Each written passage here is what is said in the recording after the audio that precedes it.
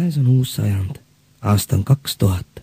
Selleks, et õigesse kohta võiks kerkida uus lasteaed, koolimaja või vanapaberi vastuvõtupunkt, on vaja vastutustundelisel riigil teada, kus ja kuidas me elame.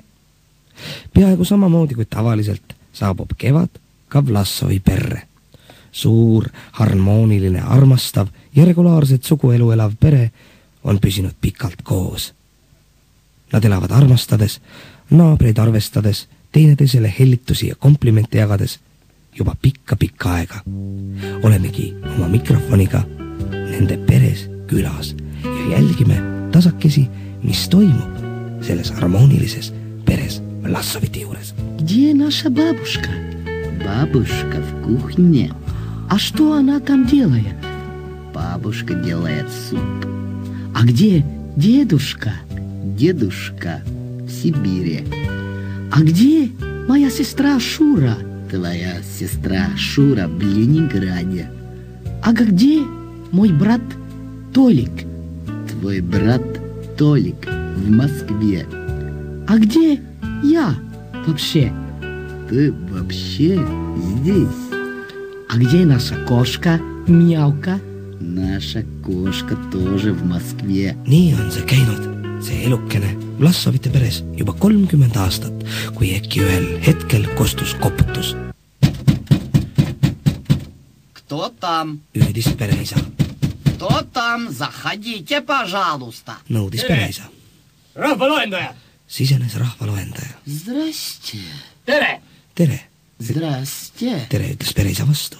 Kus viibisite ööl vastu 31. märtsi käesoleval aastal? Как?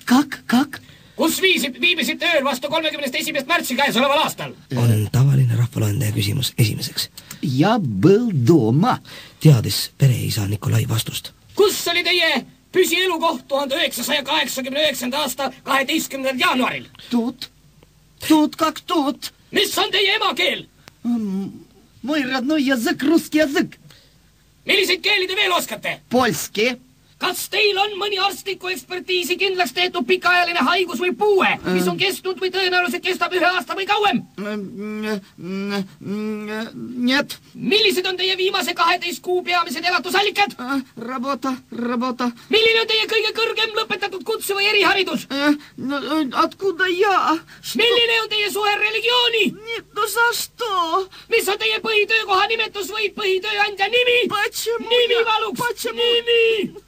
Mitu tundi harilikult nädalas töötate? Не знаю. Tulge kaasa! Teie number on 1 216 000. Спасибо. Ja sellest päevast peale ehmatab pereisa Kolja Vlassov alati, märgates rohuneemedele inestavat piimakarja, kelle külgedele on kõrvetatud 6-kohalised numbrid ja kelle kõrvu kaunistavad sügavad sisselõiked. Ja piima ei jooda selles peres juba ammu.